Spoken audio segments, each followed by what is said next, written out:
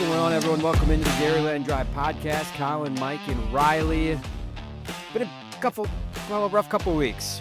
I even fumbling my words here, just trying to put words into thought, or thought into words of just what we've kind of watched these last couple weeks. But we're going to jump right into it. Of course, we're talking about the Packers. Interesting stat. For the first time, I think I saw since 2013 that they lost back-to-back home games. So it doesn't happen a ton. Hasn't happened so far in the Matt LaFleur era, but for the first time, it happens. They lose just a low-scoring, just ugly offensive game on both sides to the Eagles. And just kind of, I don't want to say frustrating, heartbreaking fashion. I'm sure there's a lot of words that you can use for it, but let's just jump right into it. I know a lot of this stuff we're probably going to just beating the dead horse on at least on the offensive side of the ball of our frustrations.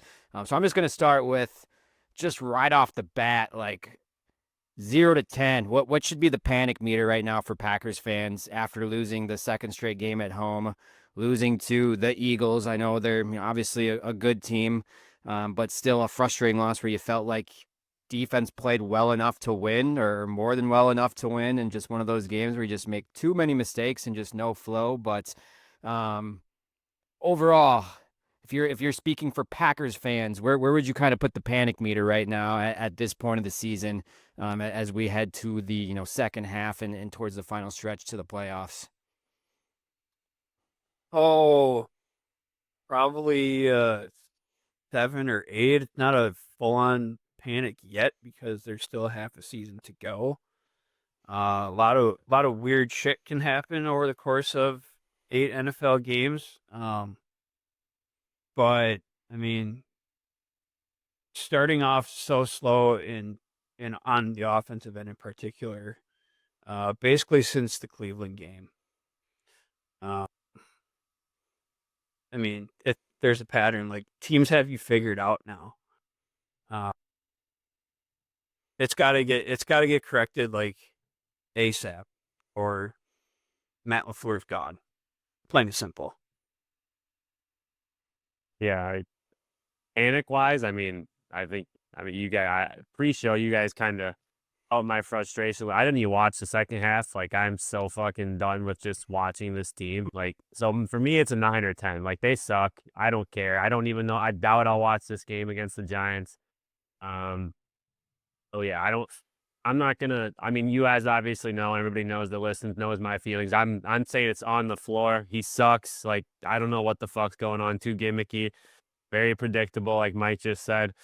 But I mean, if you want to tell me Jordan Love sucks, I don't know if anybody can really argue that either. So either way, and you see all these people on TV going back and forth, and like, if you're really blaming LaFleur, you're an idiot. It's okay. It's fine. Then okay, the Jordan Love sucks. Like, one of them sucks. Like, you don't have this many bad offensive games without either the play calling sucking or the quarterback sucks. It's football. Like, it comes down to the quarterback or the plays he's being given. So either or, one of them sucks. One of them's got to go. It's not going to change. It's literally been, like Mike said, since Cleveland. So it's like been 6 games in a row now. It's not like a 2-game slide. It's been 6 games of like just having absolutely zero plan coming in that's going to work. Like, I don't know if it's film study or what the hell, or like the fact that fucking Robert Saleh's not there, the fucking tell LaFleur what the other team's defense is going to do, or I have no fucking idea if he just says. We've talked about this in previous weeks about he is not really given himself on the offensive side very many names like that people actually know to like help him. He's kind of all on him. Like, it's a bunch of no-name dudes in the offensive staff. So that's why I've always tend to lean towards him.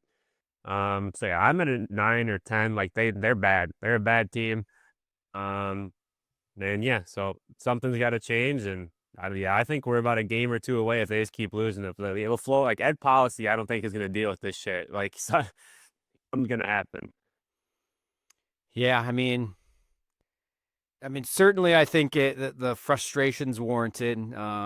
Again, and this has been beating the dead horse the last couple of weeks. I mean, LaFleur is going to have to take this, because I think a lot of the mistakes, and you said lack of a game plan and just lack of a kind of just overall idea of what what he wants to do on offense is just kind of carrying over week after week. But I think the most frustrating part for me, at least my opinion, is I still don't know if Jordan Love is good or bad. Like that's where I'm still at on the fence because I think Matt LaFleur is handicapped and had the training wheels on him in year 3 so much where I still don't think he's bad, but maybe he's not like a top 5 quarterback in the league. But like Matt LaFleur, the fact that he, like you mentioned last week, he's treating him like he's freaking Bryce Young. Like that's like what the offense is running right now of how much he just is simplifying things and just no explosiveness and his just stubbornness of continuing to just try to run the ball in between the tackles at will is crazy to me. And yes, I know there was I don't want to say if there's a little bit more success. Because I texted Riley, I think during the game, I said this is going to be one of those games where the run game looks good, but then you're going to look at it on paper, it's going to be like 30 carries for 80 yards or something like that, just because that's just been the reality of it, I think, the last few weeks. But I think also the most frustrating part for me is Bo Melton, who you just made the full switch to corner this offseason. I'm to focus on that. He got like 23 or 25 snaps in the slot, like after not seeing barely any offense and probably not working with the offense that much. I'm assuming in the first 9 weeks, probably just been strictly on defense and on special teams. And then you bring him in and he sees that like high of a snap count and still got what, four or five targets. I know, including that big 4th down drop, but yeah, I know it's like injuries, but like Xavier Williams was active, Malik Heath was active. Like, I don't know, like how he outsnapped those two guys is just crazy to me, and it just shows you like he has to have a gadgety slot guy that just runs east and west on the offense and doesn't do a whole lot. So, yeah, I don't know. Like to me, the very first drive of the game for the Packers sums up these last 6 weeks. How it was what they took like 5 or 6 minutes and it ended up being like an 8 play and netted 12 yards. Like that, that pretty much to me sums up their struggles and sums up what this offense has looked like. And yeah, this last month or two. And it's just frustrating how there just seems like there's even no interest of making adjustments. And again, I know Riley's talked about he's just so like, I'm gonna say confident in himself. You can say arrogant, you can say cocky, but he's so confident in himself where he thinks this is what he has to do, where he doesn't even seem like he's willing to try to make adjustments offensively. And I don't know if you guys listen to like, is it Mima Kimes, or is that how you say your name, Mima Kimes or Mima Keems? Mina Kimes. And Mina Kimes, and then even Dan Orlovsky were both talking about like you so both of them, which I think they both know ball to a pretty certain extent if you listen to them talk. They're both just like ripping on the floor, saying like this offense is so handicapped right now, and he's got to take the training wheels off and let Jordan Love just rip it. And you mentioned like, let's find out how good Jordan Love is, and he just won't do that. And yes, I know maybe it has something to do with the offensive line and just zero trust there, but I think we're freaking past the point. I think you have to do it because what's the definition of insanity? Like doing the same thing over and over again, expecting different results. Well, we're to that point right now. I think where we're reaching like insanity level with Matt LaFleur in the offense, and if he's not willing to make like any changes or try anything new or make any adjustments, like yeah, like get him out of there because if we've reached the ceiling with him, we've reached the ceiling with him because there is still so much talent on both sides of the ball. And it's so frustrating. We're losing games that we lost like 3 years ago in Jordan Love's first season, like during the regular season. Like we're still losing those games that we shouldn't, lose. And that's just so frustrating. It feels like we've made no progress here this season at all. Yeah, I mean it seems like there's like levels to this. I mean, why the offense is struggling. It feels like LaFleur doesn't trust Jordan Love and or the offensive line. You could clearly see the other night Jordan Love didn't trust his offensive line. They were getting absolutely manhandled. Running game isn't good, so it's hard to do anything off of that in the pass game. Now that Tucker Kraft's gone, you don't have a guy that can go get you yards after the catch, really, because Matthew Golden could do that. but he wasn't playing. They don't hardly ever feed him the ball enough to do that, put him in position to do that. You don't really like use Christian Watson deep enough to kind of get the safeties off of, that too high or whatever. Um, I don't know. I don't know how you fix it. Like, to me, like, somehow the offensive line has to be better. Like, I feel like everything starts up front, but I don't know. I don't know how you fix it. I don't envy the position that LaFleur's in right now. Like, good luck, buddy. You got 8 weeks to salvage your career in Green Bay. Might even be sooner than that too. Because I mean, I think the only way in terms of what's left for them to like have a good season, because like really the expectation still for this team should be at like playoffs at minimum. Like there should be nothing lower than that. I'm saying 8 weeks. I don't know if we keep playing this the next 8 weeks, like they're going to be well out of playoff race if they keep dropping Right. games. Is what I'm saying. Yeah, I agree. I think if they're eliminated from the playoffs before the regular season's done, he's gone. I think as long as they're in the playoffs, he's going to stay.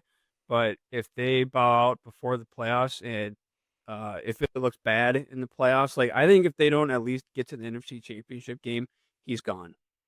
Yeah. I think if they lose this week, he's gone. Like next week, and they'll ride Halfley in the interim. And if Halfley turns them around and they make the playoffs, they'll just fucking give Halfley the job. Is what's going to happen, I think. I think they would turn to Bisaccia as the interim head coach because no, seriously, I can't get game too. because he's the associate or assistant head coach right now. That's his title. That's why I think he would be the interim. Yeah, that LaFleur appointed. Like, I think everybody at LaFleur under LaFleur would get fucking canned next week. If offense comes out and sucks again next week, LaFleur is fired. I would put money on it.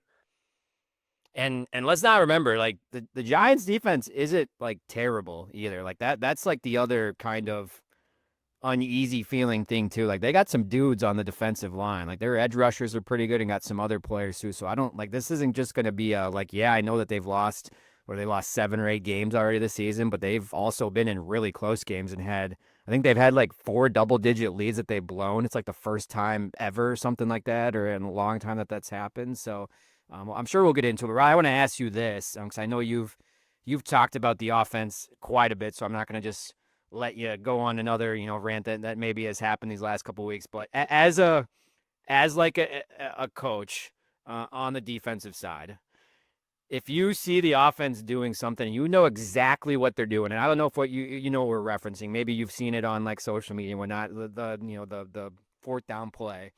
If you see a play or a formation and you know exactly what's going on, you relay it to your defense. Your defense screams it out loud and says, "Hey, this play is coming this way." The offense can clearly hear. Would you be shocked if the other team didn't like call a timeout and or audible out of it? And the instance is there's 25 plus seconds left on the play clock. And it's a 4th and 1 in a crucial part of the game. As like a defensive coordinator, all those events happen in that moment. Would you be absolutely shocked that the offense wouldn't at least audible out or take a timeout? I mean, at the high school level, I would say no because it happens a lot. But I think I would be very loud and obnoxious and like openly laugh and be like, "This fucking guy is an idiot." Like it would be very known and very obnoxious. It's just like if especially in the NFL, like if you're a coach in that level on the Eagles, it's like what it's like you're just like why am I coaching on the same playing field as this guy? Like why is he allowed to coach in the same league as I am? Like it's literally like it's an attack on the NFL, like how basic LaFleur has been, like how it's like that's like embarrassing. Like it's like you have average Joes out there that will question every coach. Like it's LaFleur being as simple and as predictable as he is puts every other NFL coach under fire because any normal person can be like, yeah, it's that fucking easy. He just calls the same 4th down and 1 hurry up play, whatever. Like, yeah, they just like it literally just puts more pressure and more criticism on every NFL coach because he's like just doesn't do anything.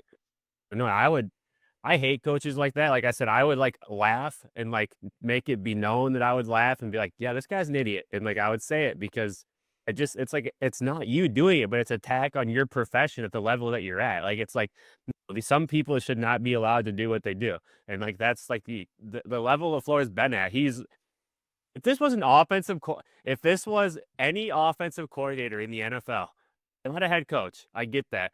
It's like the fucking Lions, like fucking Dan Campbell just took his OC's job and they were fucking triple. Their stats are triple what fucking LaFleur's put out the last 6 weeks, and Dan Campbell still said it wasn't good enough. If this was any just normal OC that wasn't the head coach the last 6 weeks, he would have been fired already.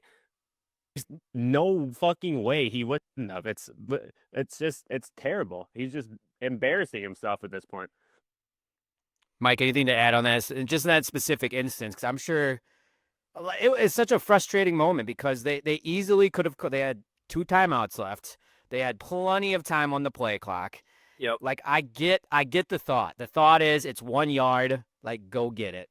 Maybe in years past, yeah, like you confident, but this year's offensive line, the interior, like not confident. Then you go and watch the replay. Every single person got beat on that play.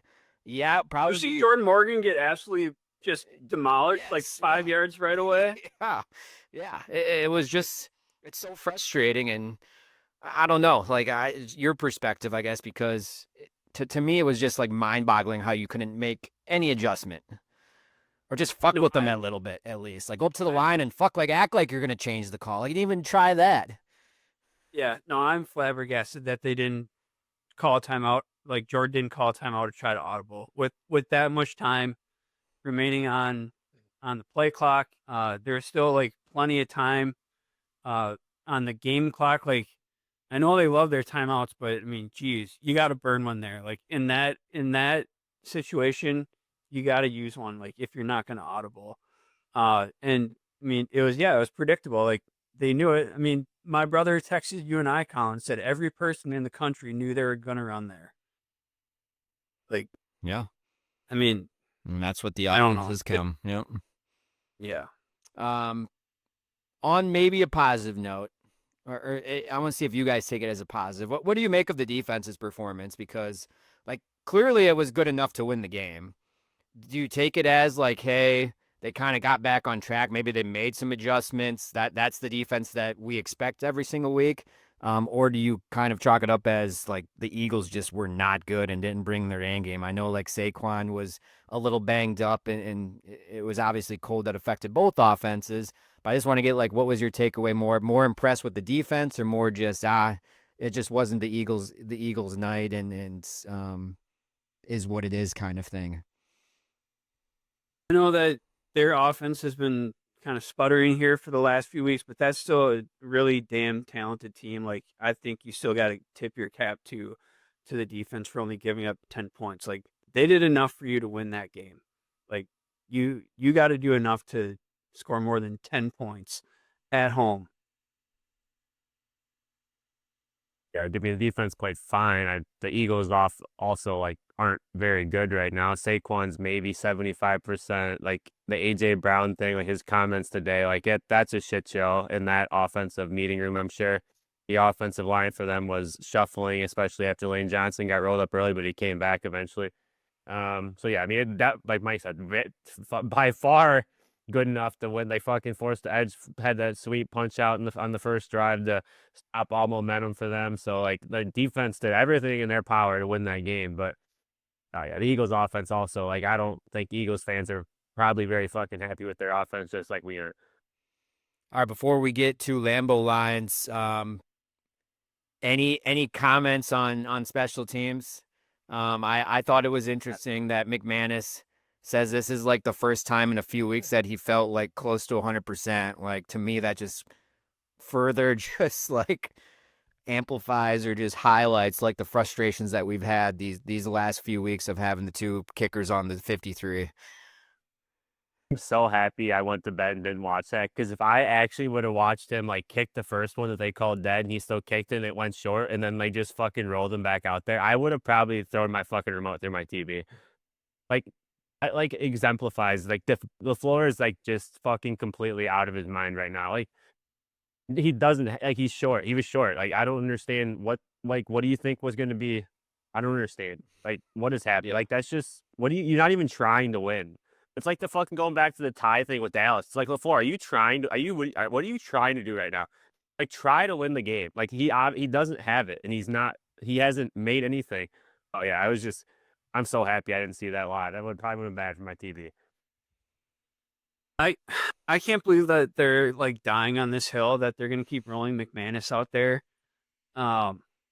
Because they've admitted as much that he's not 100%. And you've got this other kicker who's been perfect, has a very strong leg, just rotting away on your roster, taking up a spot when you don't have any special team or punt returner back there that you could try to go out there and find, like, to use that roster spot on. Like, I don't get it, dude. Like, it's so, like, I don't know, so mind numbing, so brain, I don't know. Like, I'm losing brain cells over it. I don't understand. Yeah, I'm done trying to understand like Bisaccia's plan on like the guys that he keeps for special teams or like the lack thereof. It's crazy to me. Just like the whole, like you said, this whole roster construction, especially on offense and then special teams. But yeah, I mean, all those.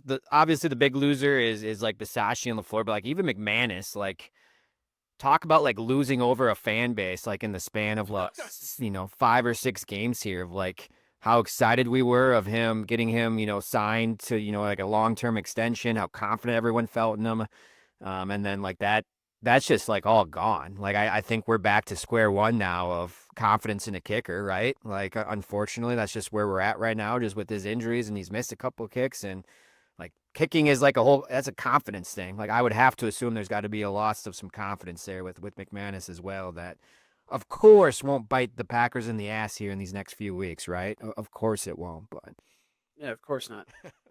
Everything's fine. all right. Well, let's get to Lambeau Lines, Mike. So I will turn it over to you for this week's Lambeau Lines segment. All right. So we've already kind of just, I had 3 on the docket. Kind of the offense. We've beaten that dead horse. We just talked about the kicker. I want to get away. So the only one I want to get away from Packer talk a little bit. There's one division out there that kind of fascinates me a little bit. The AFC North.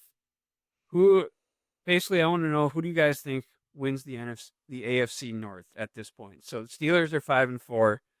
Ravens started 1-4, I believe. They're now a game back at 4-5. Lamar's back, and the Bengals.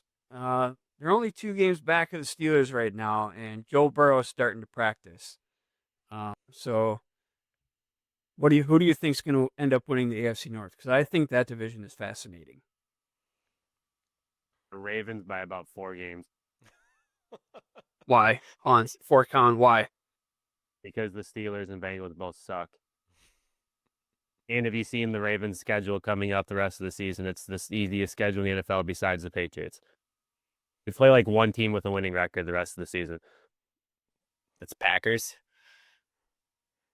Yeah, I think it's the Packers. And then I think they play the Steelers once, so it's 2. But I think the Steelers are dog shit. So Yeah, that was what I was gonna say. Just because like I know their schedule like loosens up like substantially. And I don't know. I'm just not sold with the Steelers. I don't think they're consistent enough on either side of the ball.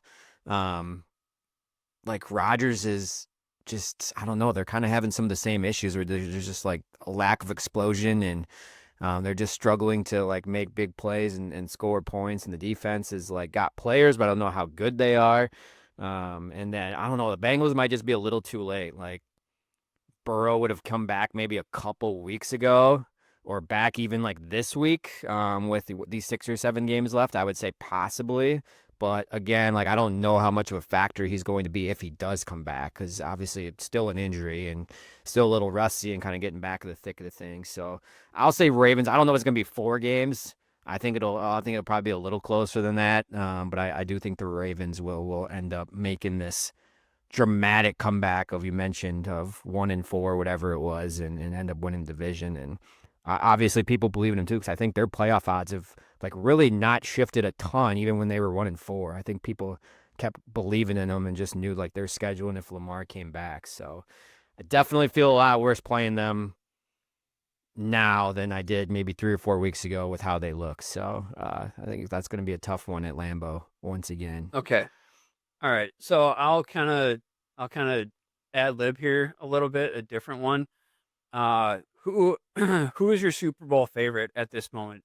The reason I ask is because Kansas City right now is the betting favorite for winning the Super Bowl, and they're not, as it stands right now, not even one of the 7 in the playoffs in the AFC. Yeah, crazy, isn't it? Because they Mm. still got the Broncos twice. They still have they played the Chargers once or twice? Yeah, the first week they lost Sweet. Okay, down in Brazil. so they still have three big games just in their own division still where they could gain ground or they could just absolutely fall down a cliff. Yeah, I don't know. Like it is tough to pick against Mahomes until like he is like completely dead. But I just don't know if this is the year that they're. Overall I just don't think this is the same team that they have been these last few years. I don't know. The AFC is tough to pick. The NFC, I think, is between the two teams. In my opinion, in the NFC West right now, like I think the Rams and the Seahawks are so freaking good. Like I love the Rams, so that's where I have the Rams right now out of the NFC. AFC, I'm going Rams Colts. Rams, Colts. See, I don't know. I wanna fully buy the Colts, but I don't know if I fully can get behind them. I don't know if I can fully buy the Patriots. Um, I don't know. I'll say even though they've been up and down, I'll say the Bills. I say this is the year the Bills get over the hump if the Chiefs aren't there for them. I think playoff Josh Allen will get going. Yes, I know they've had their struggles, but it's still 7 games left for them to figure it out, and I think they're a pretty good team still. So I'll go Rams and Bills as my Super Bowl pick. Okay. Did the Chiefs even make the playoffs? Right now they're out. I think they do. I think whoever wins this upcoming game between them and the Broncos is going to win the division. I think that game is so important because if the Broncos win, they have what? I mean, obviously I know the Chargers are still there, but over the Chiefs, the Broncos would be like what, 3 or 4 games up on them, which is like a huge lead with 6 or 7 weeks left. They Game it would in. be 9. They would be 3.5 game, well, 4 games up essentially because they'd be 9-2, and Kansas City would be 5-5, and Denver would hold the tiebreaker at the moment. So yes, Yeah, 4 games essentially. oh no, I don't believe in the Chargers. I think the Chargers will make the playoffs, but I don't know if they're gonna like seriously be there when it's all said and done with the division. But I don't know. I still just think the Chiefs make it, but I think it's a wild card team unless they have to win this week, obviously. And I know some people listening to the show don't want them to win this week, obviously, but we'll see. We'll All see what right. happens. All right, that's your Lambeau Lines. Hopefully, we can have some better Packer talking points this coming coming week. We've kind of beaten every storyline into the ground. It seems like the last few weeks. Yeah. Well, I'm not even going to really talk about the Giants game because I don't know if anyone has really anything to add add to that besides their head coach was just fired. Their starting quarterback is out. So, of course, on paper, it looks like the Packers should win, but I think we've all kind of learned that lesson that it's not that easy. Of the NFL is such a week by week league, truly like across the league. So, we'll see. But let's go to 3 and out. First down. I want to talk about the rest of this NFC North, specifically the Bears. Do we buy or sell the Bears at this point right now as being a playoff team and like Ben Johnson as the guy? Like, are we there yet, or do you think it's still too early and they've gotten lucky in some of these like one possession games? Where are we at with the Bears right now of buyers or sellers, or we can tell them contenders or pretenders, whatever you want to say? Where are we at with the Bears at this point? Uh, I mean, I think I don't want to say they're contenders, but just the fact that the NFC South and the NFC East both are going to give you one team and they both suck, that you have to say the Bears are contenders. Like they're going to be in the playoffs. Like unless they completely just crumble here, which I guess is possible to the Bears, but like as of right now, like it's just it's just the Bucks down there in the South, and it's just the Eagles in the East, and like so like there's just somebody's gonna have to make the playoffs in the NFC, and the Bears definitely fall into that category. yeah, I'm not gonna buy or sell. I'm gonna hold on them. Uh, Riley, you making a good point about the other divisions. I think the Bears solid chance of getting into the playoffs. Does that mean they're true contenders? I'd probably not. So I'm gonna hold on them for now. Okay, so Probably sell. 'Cause I don't think they're true contenders. okay. So where are we all in agreement that the 3 wild card teams are going to become from 2 divisions, the NFC West, the NFC North? Is that where we're at this point? Basically, it's a fight for whoever finishes second and third kind of in those divisions. Yeah. Okay. All right, let's go to second down. I want to talk, I don't know, because it's the NFL MVP race, I think, is kind of the same as like the Heisman. It's like 99% of the time it's going to be a quarterback, right? Or a huge chunk of the time. Has Jonathan Taylor's performance so far this year, just game after game and just his stats, with that, like, is he kind of in that conversation, like maybe a top 3 of being like an NFL MVP, or is you still think he's not in that tier with maybe some of the top quarterbacks right now? Like, where has his performance kind of put him as just like the NFL? I would have to imagine offensive MVP, like he's got to be the front runner, but just like league MVP, where does his performances kind of put him at, you think? Boy, I don't know. I mean, you said it's such a quarterback driven, quarterback heavy award at this point. Um, yeah, I mean, I probably put him as top 5 as MVP candidate, but in the end, is it going to go to him? Probably not. I just don't know like what quarterback has truly like stood out head above shoulders above the rest of the league right now. That's the only thing. Big May. Yeah.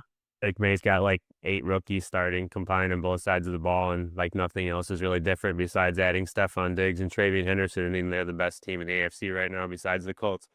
I would say him, but I don't know. John, he's balling out. Like stats are crazy, obviously, but like Andy Dimes and Tyler Warren are the biggest difference in the offense. Like otherwise, it's the same fucking offense from last year. So what's changed? The quarterback, like we've said, it's a quarterback league. Like nobody wants to give Danny Dimes credit. Like that's literally what it is. Because like the offensive line's actually worse for the Colts this year than it was last year. It should be because the 2 starters went to Minnesota, and like nothing's changed. They just have a better quarterback, so everything's opening up. And Tyler Warren is a stud, and I will forever make fun of the Bears for not drafting him because Postal Loveland is playing better, but Tyler Warren's literally going to be a top 2 besides Gronk fucking tight end in NFL history. Insane. I still think that's insane. Like, imagine Tyler Warren with Ben Johnson and just like that current offense right now. It's just insane to me. All right, let's go to third down. Of course, have to shift to college football. And Mike, you know this question's coming your way. After the Badgers' first Big Ten win of the season and upset over Washington at home, I feel blank now about the future. So promised. I'm just kidding. Not any different. I don't know. Like it's just one game. I was gonna jokingly say like I've said all along this is the game that I said they were gonna win.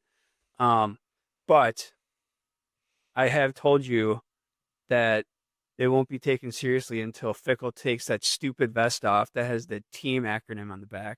And lo and behold, he wasn't wearing that in the game. What happened? They won. Is that a coincidence? I don't know. I'll leave that decision up to you. But yeah, I mean, it's one game. Like their offense is so putrid. Like until they kind of like the Packers, until anything can get right with the offense, like it doesn't matter. Okay. Riley, anything to add to that? No? All right. Well, that is. Oh, go ahead. He's like, doesn't even want to. Defense played for him, I guess. So that was cool. I don't know. Yeah. Anytime your punter leads you in passing yards, it's what to really say. You know? Yeah, I didn't even watch the game, to be honest with you. Like I don't even plan on watching Badger football pretty much the rest of the year just because they're so bad. It's basketball season in college sports in my world right now, so whatever. All One right. of the best players in the country. His brother plays for the Badgers. Which one? Who am I? Uh, Daryl Peterson, I think, is the linebacker or lineman for the Badgers, and his brother plays for Kansas. Kansas, yeah. Dar- And just called Peterson Island or something. Darren Peterson, Yeah. John Peterson. Yeah. Our freshman. Yeah. All right, well, it's a good segue. Let's get into Oh, thank college. you. Let's get into college basketball here after 3 and out is over. Um, my goodness, a loss on Monday night. A quick kind of recipe to feel better is a top 15 win at home for the Illinois Fighting Illini over Texas Tech, and boy, it is tough to kind of like temper expectations on them. But I told Ryder this, Mike. This might be the deepest and like most talented roster that Brad Underwood's had since he's been there. And he's been there now for, has it been nine seasons, seven? I don't even know how long it's been. 8 seasons. I think it's 7.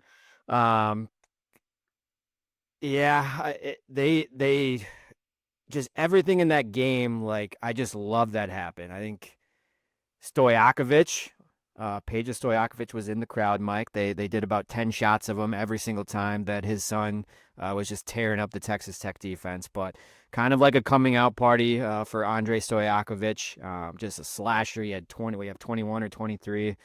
Played great defense. Collin Boswell was great. The Balkans were great. Avicic, big Z. Avicic was good in the first half. Yeah, I don't know. Loved how they came out in the first half. And then they took just a giant punch. I don't know if you followed the game. Texas Tech started the second half 11 for 11, made their first 11 shots. We're down 13, just completely erased that and actually took the lead like at the under 8 timeout. But Illinois just punched right back, went on a little run of their own, ended up closing it out by 4. But I don't know. I've seen Purdue. I've seen Michigan. To me at this point, it is tough not to say like eye test wise that like Illinois is at this point right now the best team in the Big Ten, in my opinion.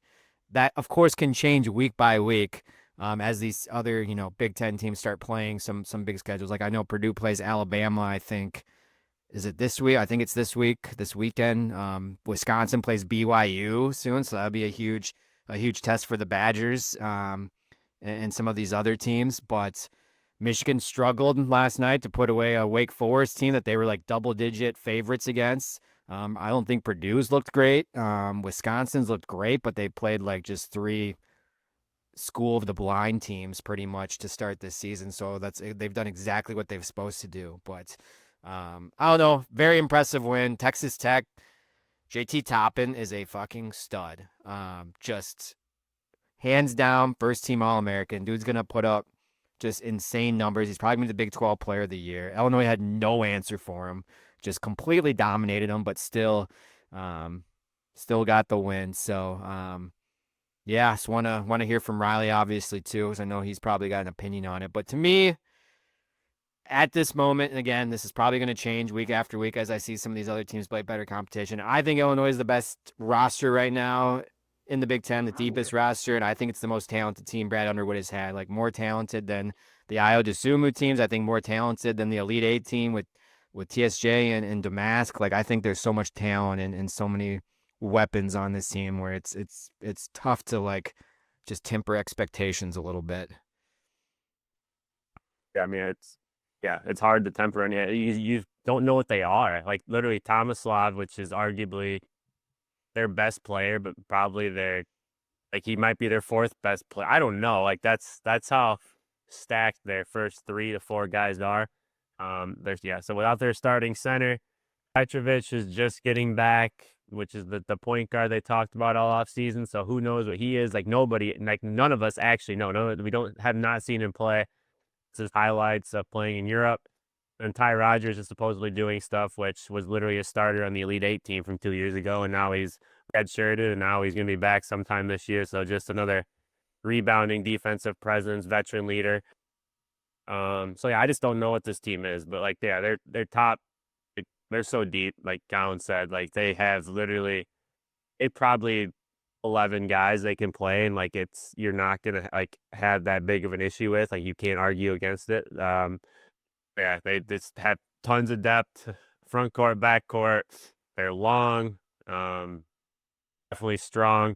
So yeah, they all can shoot. Like I don't know, it's kind of insane what they can do. Like the baby Jokic, Avid Mirzic is he's just fucking hilarious to watch. Like just watching him run just makes me laugh every possession. Like you have to watch Mike. You'll understand like what I mean by just watching him for 10 seconds. You're like, who the fuck is this guy? Like, why does he move like this? And it just like works. Like everything is so slow, but he's like so under control. And it's just like, I don't know what's happening. Yeah, it's I don't know. I mean, of course, like Louisville's win over Kentucky. I don't know if you guys watched the highlights or saw any of that. Like, what a fun game that was. Like that rivalry is like, I think it's right up there with Duke North Carolina. Like Duke North Carolina is probably still the best rivalry in college basketball. I think it's tough to argue that, but Kentucky Louisville is like fan bases nasty to each other, like players talking shit to each other. That was a fun game. Louisville talked some mad shit going into and then backed it up and got a huge win against a good Kentucky team. So that was probably maybe besides Arizona's win over Florida. I don't know. I think Illinois' win over Texas Tech has got to be like top 2, top 3 of wins right now. And it's going to stick on the resume, I think, when it comes March. So gotta love it. Brad Underwood. Dude has some balls, man. He schedules like all these top teams, and he doesn't give a shit. Like they still get to play Alabama, they play UConn, so gonna learn a lot about them. But yeah, Wisconsin. I'm very intrigued to see how the matchup with BYU goes, because obviously they struggled with them mightily last year, at least stopping them in the NCAA tournament. They got some guys back, and they have AJ Diabanzo, who's probably going to be the #1 pick or top 3 pick, I would say, in the NBA draft, just like a 6'9" freak that can score wherever. So I don't know. It's gonna be interesting to see how the Badgers answer that call. Like they're obviously gonna be right in it. I'm not gonna be shocked if they win. But right now, I think there's still some unknowns with this Badgers team. I think they got a really good backcourt, and then after that, it's a bunch of guys that I think are kind of role players, and we'll see what they're made of. But I'd be pretty excited if I was a Badgers fan, just what I've seen so far with Nick Boyd and John Blackwell. It's a good 1-2 punch. Obviously they're doing it against mid majors. Can they do it against like top competition in the Big Ten? Time will tell. But definitely circle that one on your calendar, Mike. If you're going to turn into college basketball for a full game for the first time, tune into BYU Wisconsin. I think is it this weekend? This weekend or next week sometime? I'd have to get the exact date, but it's coming up. What's their depth like? Wisconsin's like, what do they have off the bench? Some foreign guys, I think, and a couple foreign guys. I don't think they know yet. Yeah, because I think one of their key bench players like transferred. There was like rumors where he got like dismissed from the team, but he like transferred right before the season started. And I think he was going to be like a 6th, 7th, 8th guy like off the bench. So I think now it was kind of figuring out what you have behind him. You still got is it Janicki? Is that his name? Yeah, Janicki. Yeah, I think he's still off the bench. I think there's like a couple foreign guys, or maybe at least one foreign guy. But yeah, I think that's kind of what they have to figure out here in non-conference play. But they're going to score points. I don't think there's any denying that. I think they're going to score their fair share of points like they did last year offensively. I think it just comes down to can they stop people defensively and get enough stops like down the stretch, and can John Blackwell be John Blackwell in key moments, which I know he was kind of like up and down last year and kind of being like that guy down the stretch. I know Tanji was there to kind of help him out, but I know sometimes he struggled at some games. But to me, it looks like he's taking his game next level. He's so good. I couldn't even tell you who their starting 5 is outside of Blackwell and Nolan Winter right now. So Nick Boyd is their starting point guard. They got a couple of transfers, 2 white guys. I think one was like something Rohde, Andrew Rohde from, I think he used to play like St. Thomas or something. And then their big guy, he's just basically picture any like big Wisconsin guy that can shoot threes. Like that's kind of like what he is. I'm trying to think what the heck his name is. It's escaping my head, but he's actually been pretty good. I can see his number 22. the name's like escaping my head, but their starting five's solid. I don't think the starting five is going to be the issue. I think it's what the depth is, and what you're going to get on the bench is going to kind of be their ceiling this year. So, Okay. but all right. Well, that's some college basketball talk for this week. I think we're gonna have more and more to talk about here. Like I said, once the cupcake games get done, we start playing some of these top 25 matchups and then get into Big Ten play. I think it's gonna be very fascinating because I think there's some good teams in the Big Ten. I think the Big Ten's pretty deep again, just what we've seen these first few weeks. So we'll see if that kind of holds true. But all right, let's go to the final drive. Got some games to pick this week. Mike, I guess give us an update of where we're at in the standings. I know how I did. I don't know how you guys did this past week, but I think it's still pretty close. Yeah. So Riley, 6-0 last week. Wow, Hell of a week, bud. here we go. Uh, Needed it. puts him at 28, 23 and 1. Okay, a little bit. I went, yeah, I went 5-1. I lost being the Packer game. So that puts me at 27, 24 and 1. And Collin, I have you down as 4-2. Is that Yeah, okay? fucking penalties.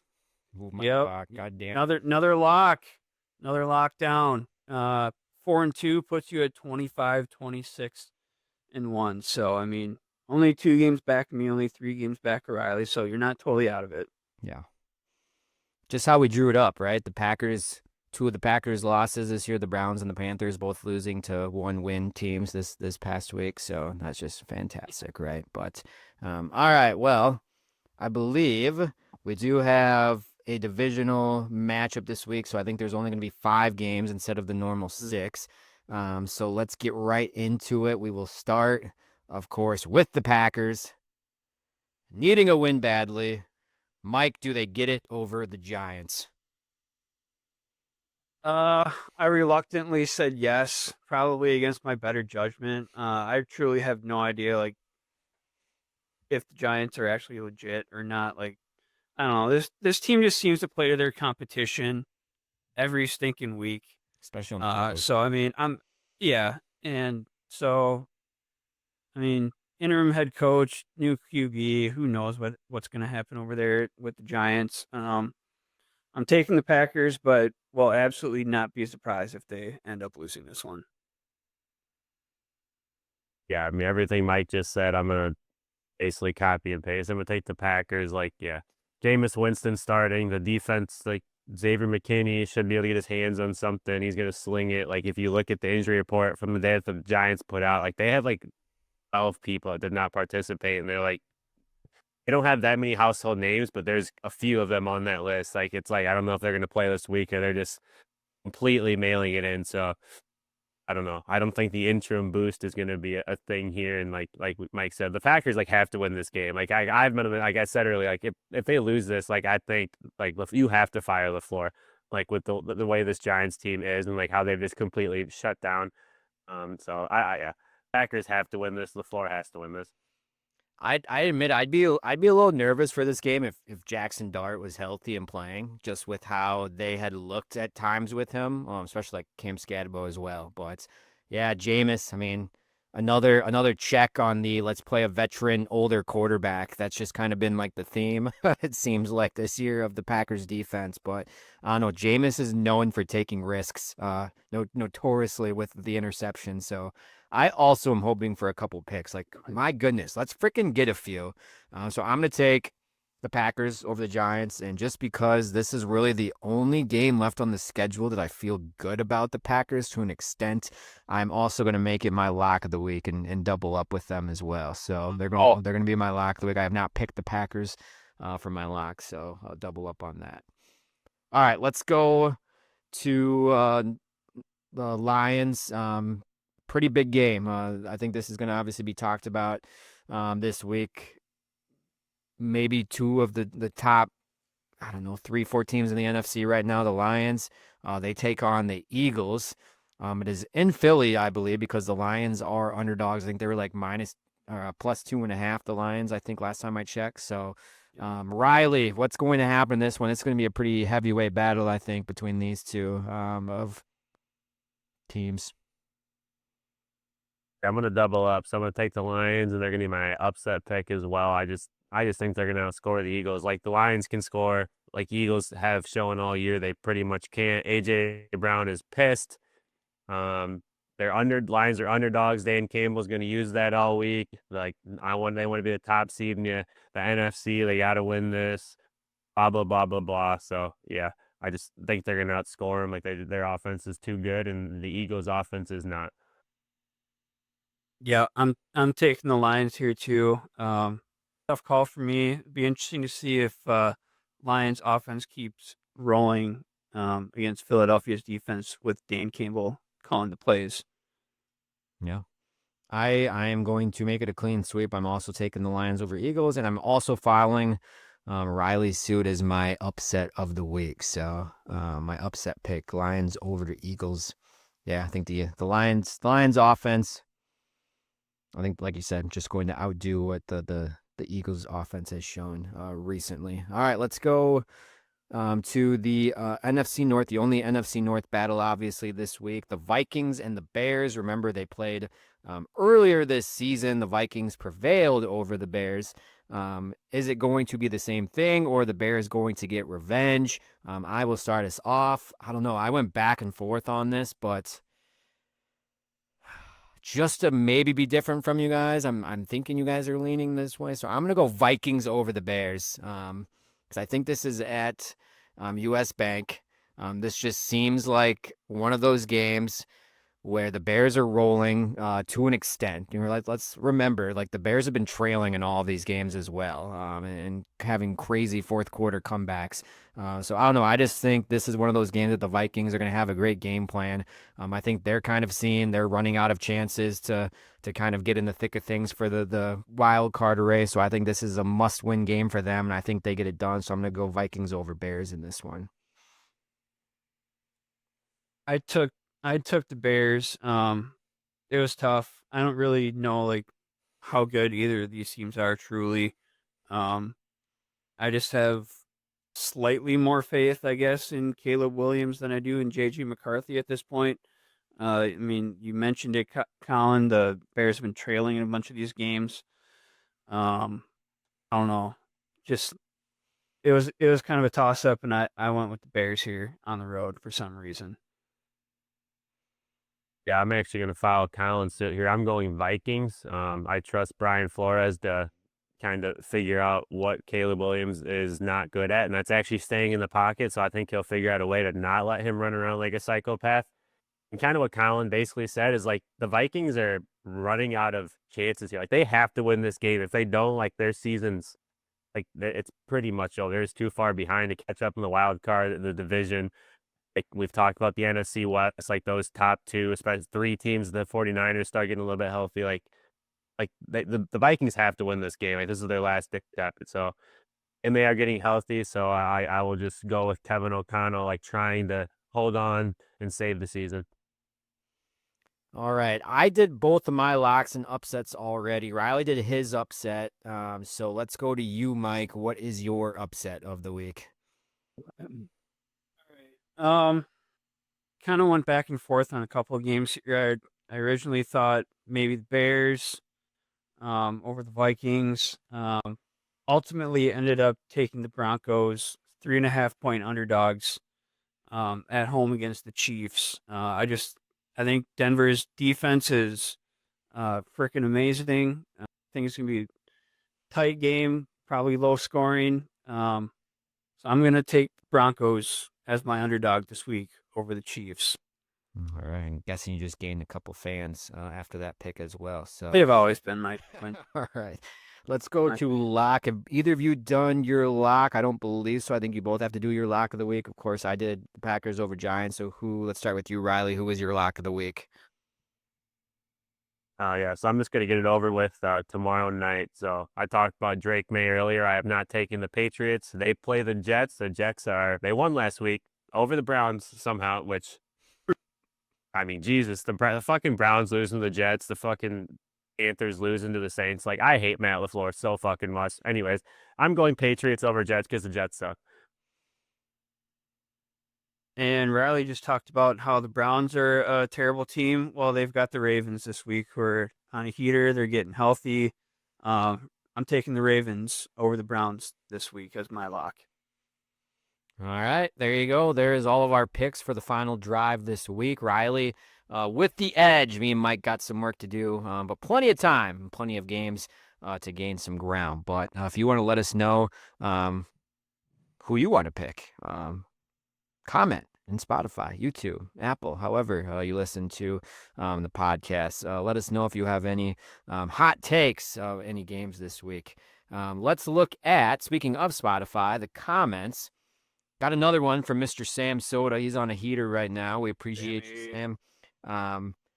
More of a just a comment, which I completely agree with. Bad look for the Packers coaching staff since the Saints ran vertical routes against the Panthers, and holy crap, it actually worked. ... Riley, what do you have to say to that? I'm just gonna go in a long fucking rant. It's like this. Yeah, like I didn't touch on this earlier, but like I texted you individually game. I'm like, are we gonna throw it like halfway through the second quarter, and Christian Watson had 1 target and Romeo Doubs had 0, and like we have no weapons, and like I don't fucking get it. Like literally, we get in the red zone, we get within the 10-yard line, and like how many touchdowns of like back shoulder fades Romeo Doubs have in his career? Like he's literally, I think there was a stat earlier in the year, he's like top 5 like last 4 years, like on touchdowns within the 5-yard line. So why can we take 50 shots with him there, but we can't like when it's just anywhere else in the field? I don't fucking get it. The Eagles literally played man a majority of the game and just said fuck you, and before wouldn't call anything, and Love wouldn't just chuck it. So I don't know. Like I said earlier, I don't know who you want to put that on. But thanks, Sam, for just making me mad again. Not your fault, but just the opening is something I probably could have talked about earlier and I forgot. Now I just remembered. So I don't know. I don't get it. Like I've said this before, it's always going to be more about the Jimmies and Joes and X's and O's that wins fucking games. Like you got to trust your guys, and LaFleur clearly does it, which makes him look even dumber considering that 4th down and 1 play, because everybody in the fucking world knows the Eagles' defensive interior line is better than the offense's, like the Packers' interior offensive line. So this makes no fucking sense either way. I hate LaFleur. Like I said, he sucks. Kind of hope they lose so he gets fired this week. There you go. That's Riley's rant after that comment. Mike, you have anything to add? Just a smile. No. Smile and a nod, of course. What? Yeah. All right. Well, thank you, Sam. Once you Thanks, still, I think we all completely agree with you and have thought that as well. And sadly, probably not going to see it still.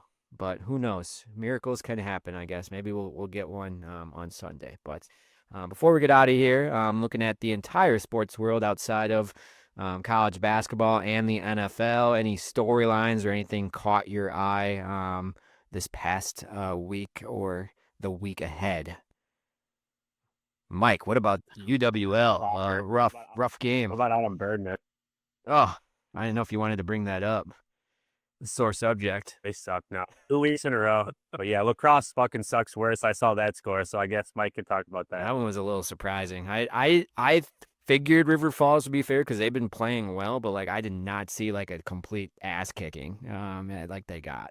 Just Are they out of playoffs now? I think I don't they're know. not Like close. I would think if they would have kept it pretty like close and like just been a tough close loss on the road, I think they would have been lax. But now I'm guessing whatever the committee is, whatever is going to look at that one and be like, oh geez, because I would assume they're going to be on the road. They would have to be on the road now, I would guess. Like if they did make it, so what are you going to get from them on the road? Because they still have one more game left, right? They still play. Is it Stout? They still play? No, they beat Stout. They beat a couple Stout weeks ago. Stevens Point. Okay, so they should be in that game. Okay. Yeah, I don't know. I mean, traditionally the Wyatt gets 3 teams in usually. So I think River Falls is probably the only lock right now, and then you got to pick 2 of 3 of Platteville, Whitewater, and UWL who have all beaten each other. So good luck with that. Unless all 4 of them get in, that's the tough thing when it comes down to it. But yeah, I don't know. Just not good. Kind of surprising. I'm sure they were surprised as well. But talk high school football. Yep. Couple big games on the docket this week. If you follow Wisconsin high school football, we have a rematch of the Division I state championship from last year. It's going to be in the semifinals. Muskego plays Bayport. I have a feeling Muskego has had this circled on their calendars since they lost last year. So I'm a little worried for the Pirates going in this one. But I don't think a lot of people had them as favorites last year in the state championship game, and they, I think, just shocked everyone with how well they played in their start. So we'll see how that goes. Riley's Stockton Blackhawks are into the quarterfinals, playing at home against Dwight, which I've only heard the town or city Dwight a handful of times in my life. But congratulations to the Stockton Blackhawks hosting a quarterfinal game. And I think you would potentially, if you would, don't want to jump the gun, but I think if you win, you would host the semifinal game as well, unless is it either way if Lena or Anna win. So Yeah. the road right now, the road to state goes through Stockton in the 1A North. So you got to beat the boys in the amazing city of Stockton in that beautiful field that they have at this time of the year. So there's that. And then I will actually be back in Illinois. We'll see. Maybe I'll make the double up trip if Hannah lets me. I'm gonna guess probably not. Stockton's game at 6. We'll be at the Byron IC Catholic game at 2:00 in Byron. So pretty excited about that one. That one's going to be a tall task, but we'll see if the Tigers are up for it, which I think they will be. So yeah. Anything else, Mike? You got anything to add? No. Nope. No. I will say the reason our game's at 6 is because our volleyball team is downstate on Friday. Semifinals on Friday. So all sports of Stockton are on a fucking heater right now. So we'll see how long we can keep this going. I don't know. Dwight, best offense we played all year. They can run and pass. We'll see how we can do that. Our offense is our run game is kind of sputtering right now, which kind of how small school football kind of rolls through. So we'll see if we can get it fixed this week. Have not given up a touchdown yet this postseason, so this might be the week where my defense just gets fucking absolutely shredded. I'm gonna say go on the side that maybe isn't gonna happen. We'll see though. I have faith. I have faith in the NUIC in both teams because I also want to see a rematch of Lena Stockton in the semifinals. Go to state would be exciting. So, all right. Well, that's all we have. And can I just say, can YouTube TV and Disney figure their shit out? Oh, it's just so annoying. I don't know if it's going to, just because they have their own package now with the whole ESPN, and you can get like with Fox Sports and like all this stuff now. I'm sure Disney's just completely fine with it. And that's the frustrating thing. The good thing is like I said last week, I don't think the Big Ten is barely on ESPN unless it's like non-conference games. So like at least there's that. But yeah, like Monday Night Football, that kind of sucks. Luckily I have like the antenna and the bunny ears, so I was able to rip that. But yeah, certainly frustrating with some of the channels that you miss out on, and like even college football games. I think some of the key ones that are on like ABC, ESPN, you miss out on. But just the greedy bastards. If you're listening, what the hell? Yeah. Just ruining it for sports fans. Can't have the quad box on a Saturday. Just so frustrating. So I just don't. It's definitely like because ESPN and Disney doesn't give a shit. It's on YouTube TV. YouTube TV just gave out a $20 credit to every customer. So how much money did they just fucking throw away? Like, dude, just cut the fucking deal. What is YouTube TV doing? Yeah. And they make it, if you don't like pay right through Google or whatever, and they make it freaking complicated as hell to get your refund or whatever. Mm-hmm. You know, can't just automatically refund you. We're gonna make it as hard as possible. Unbelievable. Just millionaire. And we're only gonna give it to you 1 month. We're only gonna give it to you one time. The rest of the time, you're gonna pay full price. No. Unbelievable. Just millionaires arguing with millionaires.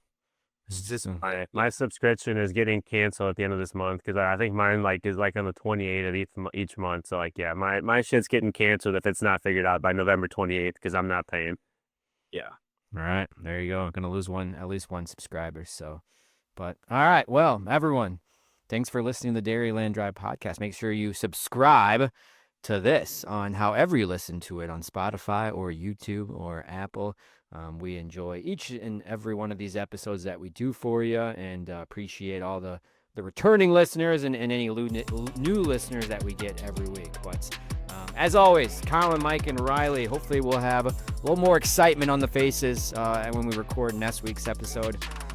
Hopefully the Packers can get back in the win column, but we will see. But as always, thanks for listening. We will see you next episode.